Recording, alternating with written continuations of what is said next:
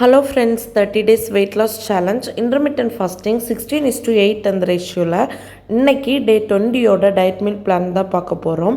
Daily மாதிரியே இன்றைக்கும் morning 5 மணிக்கு எழுந்திரிச்சு 30 நிமிஷம் ஒரு பிரிஸ்க் வாக்கிங் கம்ப்ளீட் பண்ணியாச்சு. இன்றைக்கி சண்டே, ஸோ ரொம்ப லேட்டாக தான் எழுந்திரிச்சேன். ஸோ இன்றைக்கி ஸ்ட்ரைட்டாக லஞ்ச் தான். லஞ்சுக்கு இன்றைக்கி கொஞ்சமாக சாப்பாடும் அண்ட் ப்ரான் கிரேவியும் எடுத்துக்கிட்டேன். அண்ட் இன்றைக்கி சண்டே, இன்றைக்கி நாங்கள் சர்ச் போயிருந்தோம். போயிட்டு ரிட்டர்ன் வரும்போது ஒரு கெஃப்டீரியா போய் டீயும் அண்ட் ஒரு எக் பஃப்பும் சாப்பிட்டேன். அப்படி தான் இன்றைக்கி என்னோடய லாஸ்ட் மீலை கம்ப்ளீட் பண்ணியிருந்தேன்.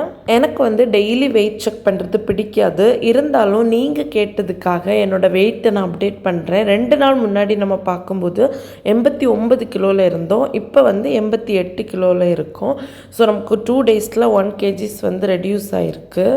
இந்த ட்ரெஸ் என் உடம்புக்கு ஓரளவுக்கு ஃபிட்டாக இருந்துச்சு. இப்போ பாருங்கள் எவ்வளோ லூஸாக இருக்குது அப்படின்னு.